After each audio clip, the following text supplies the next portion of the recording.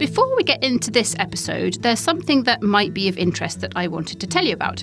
Scene and Herd, who run this podcast, have been asked by Scotland Food and Drink to undertake a strategic review of the Scotland Food and Drink Excellence Awards. Now, these Excellence Awards have been going for almost 20 years and are a huge mainstay of the food and drink sector. But it's time to ensure that they're still relevant. So if you have ever been involved in the Scotland Food and Drink Excellence Awards, or even if you've ever had an opinion about them, we would love for you, please, to complete our survey. So if you go to the onFARM Twitter, which is at @on_farm UK, and click the link in the bio, there will be a tab in there that will take you to the survey, and it should only take you a very short while to complete, but we would be enormously grateful.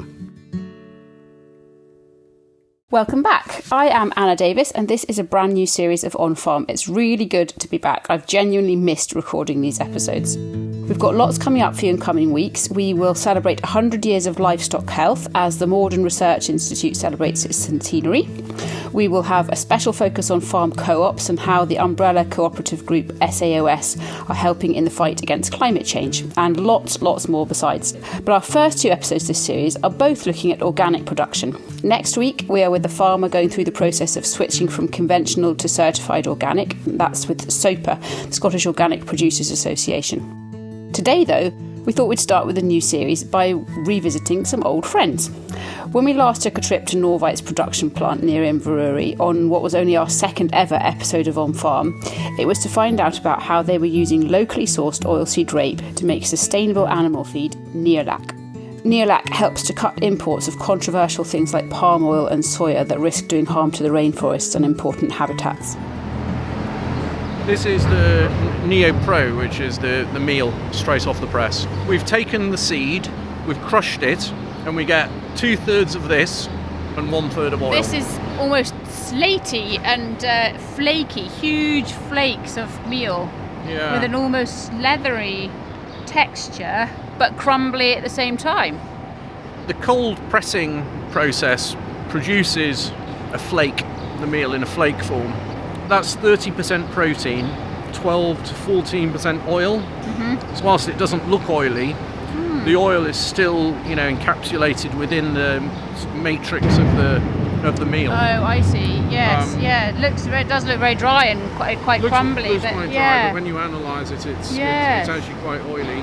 It's worth more nutritionally because it's got that extra energy content. Obviously, the rape meal is the NeoPro is produced very, very locally. So the NeoLac is we've talked about how it's so crucial for sustainability as well as for very many other reasons. And you work with local farmers who are all close by to produce that rapeseed for you, oilseed rape. Yeah. The alternative to rapeseed meal is soybean meal, which we've discussed. That was previously coming from where exactly? Soya is either from North or South America. You can also buy maize gluten meal, usually from North America. Sunflower extract, which comes from Europe or Eastern Europe. Palm kernel, which comes from Indonesia or Malaysia. Gosh, yeah. So look on the ingredient list from companies that are making feeds where they're located near ports, and they'll tend to use a basket of imported products from all over the place. But contrast that with the 15-mile radius that all of your rapeseed comes from. It's still one of our most listened to episodes ever, and it's fascinating if you haven't heard it, so just go all the way back to the beginning of your podcast feed to hear it again.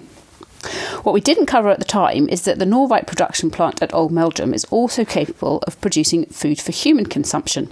And now they are at the centre of a trial to grow and cold press high-grade organic rapeseed oil for sale to restaurants and wholesalers. Conventional wisdom has it that it's almost impossible to grow oilseed rape organically. So it's quite a challenge they've set themselves. But we can head to Norvite now with onFARM's producer Dave Howard, who is the reporter asking the questions. So this is onFARM's second visit to the Norvite headquarters here at Old Meldrum in Aberdeenshire. The first time we came here, Anna was presenting that one. It was one of the very first episodes we recorded, so it's good to be back here with Ed Smith. Ed, hello. How are you doing? Yeah, good. We are good. And actually, I'm remembering all the kind of sights and smells from our first trip up here. It's great to be back. And actually, Ed, a lot's happened since we came to see you then. We came to see you then because we wanted to talk to you about NeoLac, the product that we're standing right next to here, your dairy cattle feed that is made largely from locally sourced oilseed rape. Since then, you've been very busy. Well, we've been active on a few fronts. Right back in 2015 when we first built the crushing plant here, partly because we saw the commercial opportunity and partly because I have another role as chairman of the Scottish Organic Producers Association. We thought we'd really like to investigate the possibility of having an organic oilseed rape product. Initially looking at the animal feed market because it seemed wrong, to be honest, that we were having to purchase soya from China and India to use in organic pig and poultry feed, and also organic oil, which it has a great value in those feeds as well, was very, very difficult to get hold of altogether. So we started talking to some local growers. I suppose a couple of years passed without a lot happening, to be honest, but eventually we approached SRUC and spoke to their specialist in oilseed rape about the potential of the project. And after pretty much every agronomist had told us by this stage that it wasn't possible because of all the pest problems, he put us in touch with a contact of his in Sweden. And eventually we got a trip organised in early 2019, around about February. And this guy was fantastic and got us onto 4 or 5 different farms where we discovered that not only are they successfully growing oilseed rape organically and have done for a number of years, but it comprised about 12% of the entire oilseed rape area in the country. So looking at the latitude of Sweden, and in the area of Sweden we were in, was roughly about level with Edinburgh. We thought that being further north would probably be even more of an advantage in terms of pest pressure. So the group of farmers and the agronomist that we took on that trip got a plan together to grow. Initially we were going to only do winter crops, and we got 5 farms involved and managed to get some crops in the ground that August. And so we're actually lucky enough to get some grant funding from Scottish Government to pay for the facilitation of the project. We've got quite a lot of really, really good data. We used different establishment systems. There was different types of agronomy, different varieties, quite a wide range of variables that we've looked at. We've done some knowledge transfer sessions with open meetings, latterly on Zoom. But I think as well as the organic market, the organic growers, there's been quite a bit of interest from conventional growers as well, because I know certainly in England it's becoming a very difficult crop to grow without chemicals. And obviously in organic you can't use any at all. So we're at the point now where we've had the winter crops already harvested. I would say very successful, averaging 1.1 tonnes per acre. How would that compare with a conventional crop? Very respectably, I would say. Most conventional growers might be looking for a tonne to a tonne and a half an acre in a good year. Certainly looking at the gross margins, which have been examined a little bit, need to do a bit more work on those, but it was looking pretty nice. Ed's looking to Murray Cooper, who's also with us for a little bit of backup as he remembers some of this. Murray, you're one of the farmers involved in this trial, is that right? Yes, as Ed said, projects, well, in the background it's kind of been bumbling away since probably 2015, if not earlier. Ourselves have been dabbling in it since 2016. And in fact, I think you're the only farmer so far who has now done 2 seasons worth of organic oilseed rape, is that right? Yeah, I harvested a crop in 2019 and we'll have another crop to harvest this year, so it's hopefully the second successful harvest. Then actually you turned up today with a sample which you're clutching in your hand. Just talk us through that.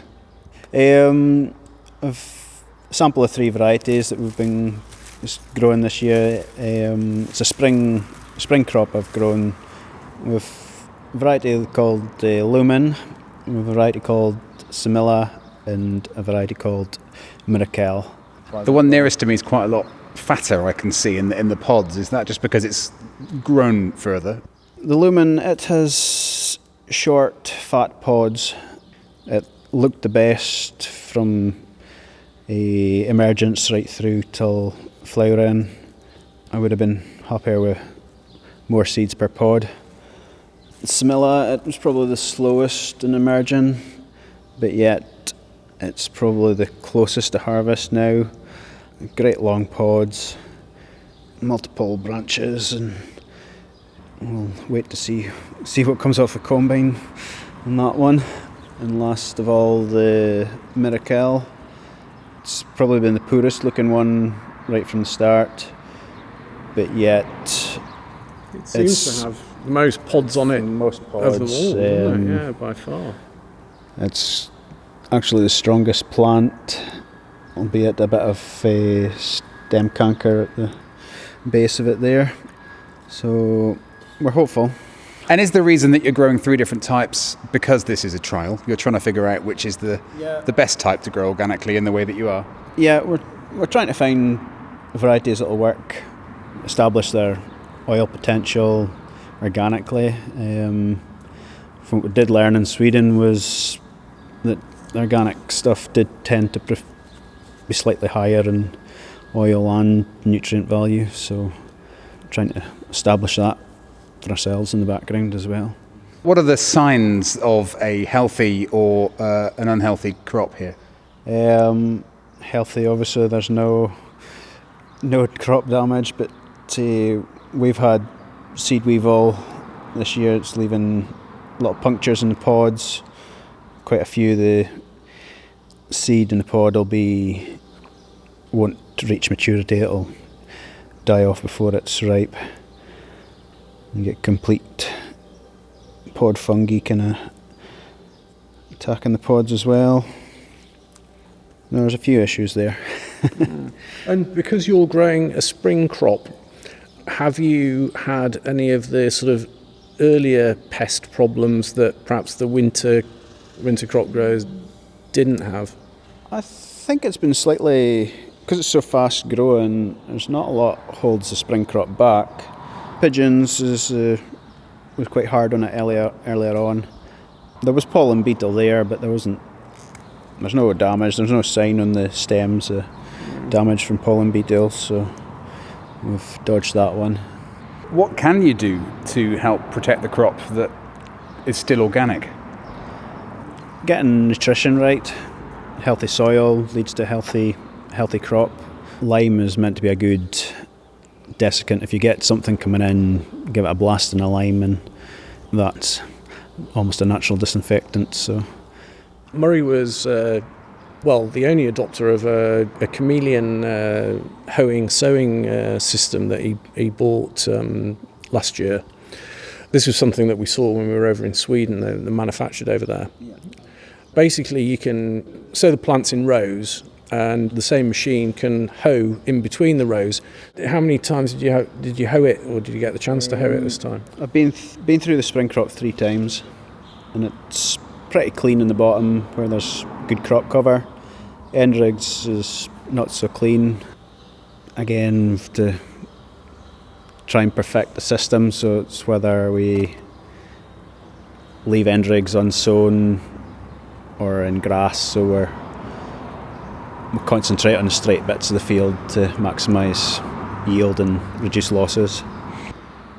If you speak to arable farmers around Scotland, maybe conventional arable farmers, the received wisdom is that growing oilseed rape organically is incredibly hard. Some people will tell you it's impossible.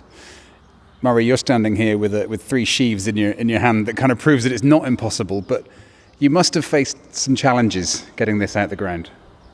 Yeah, it's not impossible.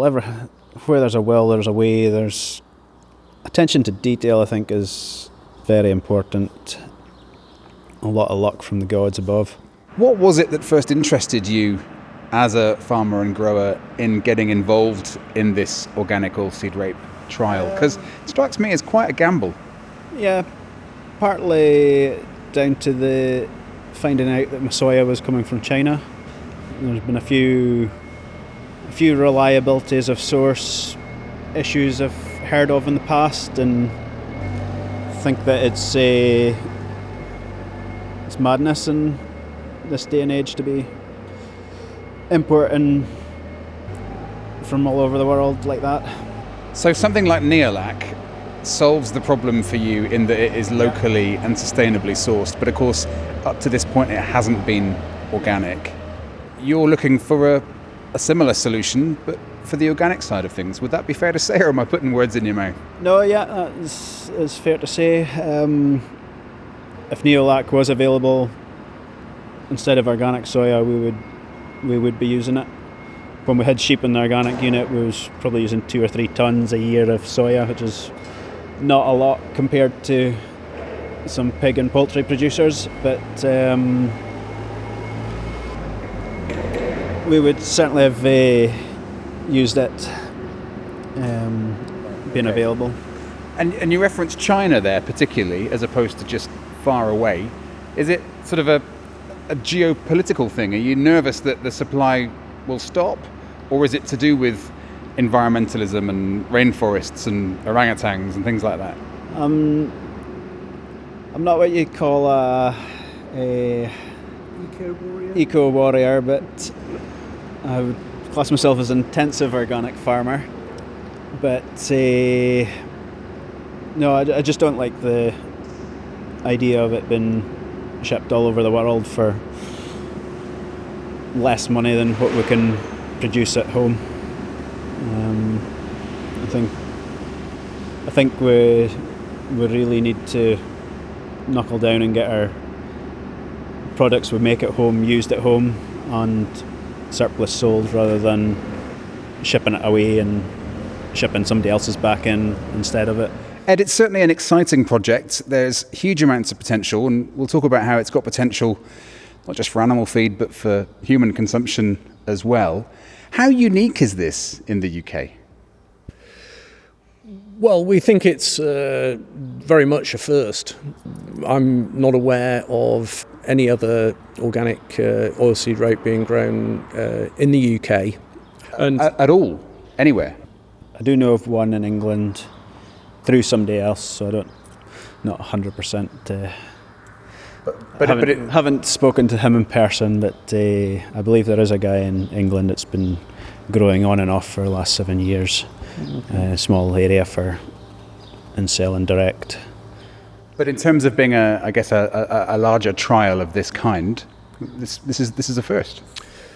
yeah, well, we're hoping that this can very much grow from here to be in a full to full commercial scale. We're hoping to have about 40 tons of seed this year, and certainly from the plantings that are going on at the moment, we should be looking at several hundred acres for being planted this year, ready for harvest in a year's time. And we've been working with a wholesaler based in the south of England who supplies mostly organic restaurants and whole food shops, and he has never been able to get organic rapeseed oil from anywhere in the UK. and quite excited about the prospect. They did list an organic rapeseed oil that has been grown in Europe somewhere, but at the time they didn't have any supplies of it, so I think that the supply is kind of patchy.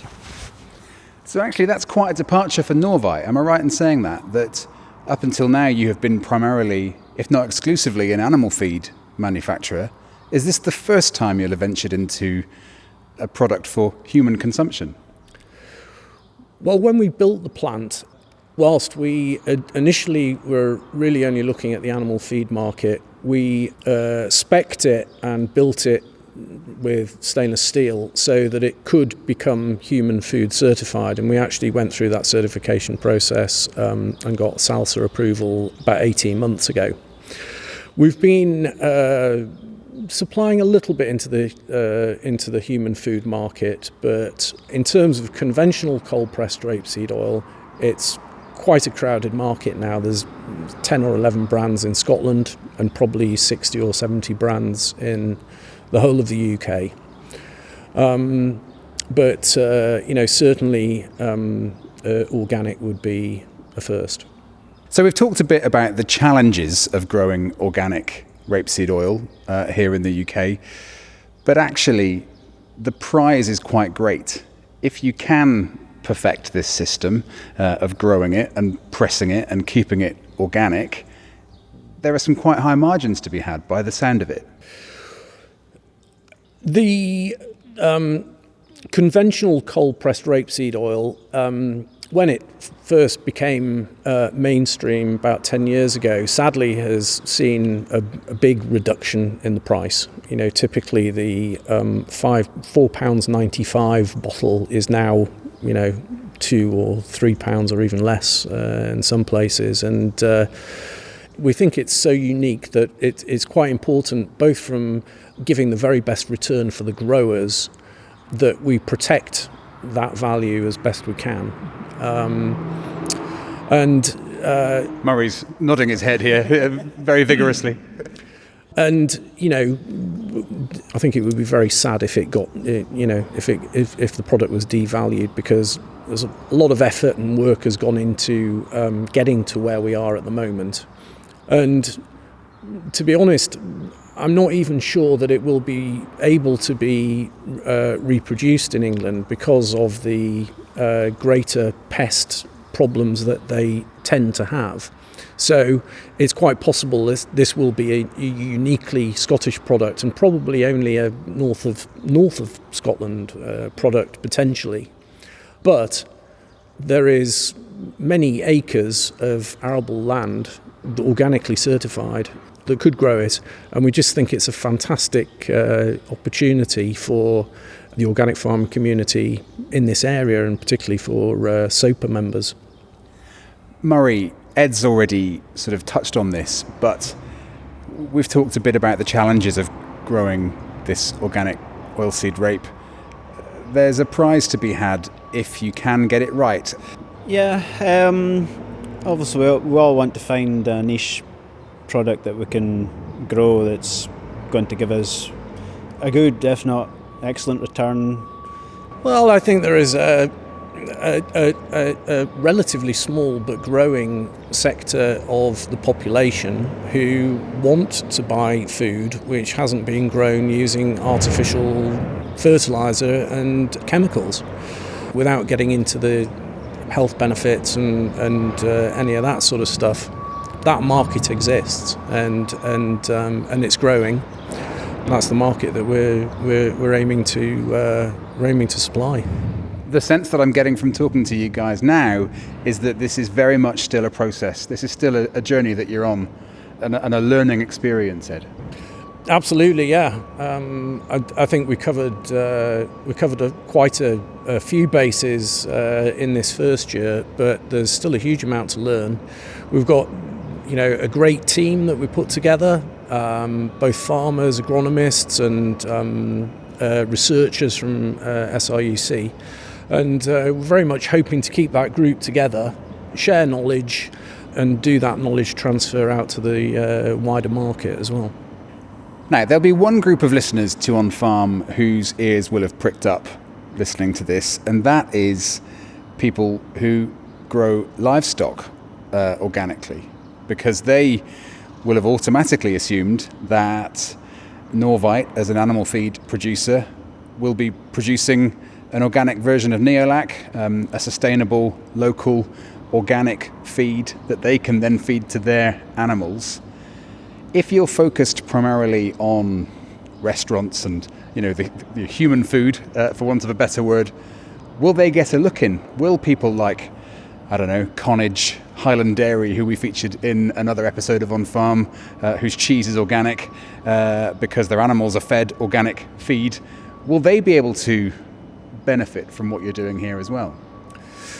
Absolutely. You have to remember that when we crush the seed, 65% of it is meal, which isn't suitable for human consumption. So that is 65% of whatever is harvested naturally becomes animal feed. We haven't really explored whether we can use the same technology for doing the rumen protection that we use in NeoLac, but even the meal on its own in an untreated form is a very valuable feed source. So that's a bit further down the line, but still very much on the cards. Yeah, very much so, yeah. So what does the future hold? You clearly need, Murray, a successful crop this year. That's the next step, presumably. Yeah, if we don't have a successful crop this year, next year we won't be trying it again.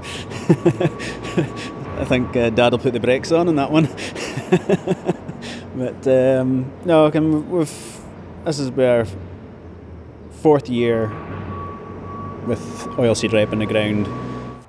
And of course, Ed, for this to work for you, you need people like Murray to buy in. You need the farmers to commit to it, don't you? Yeah, no, that's right.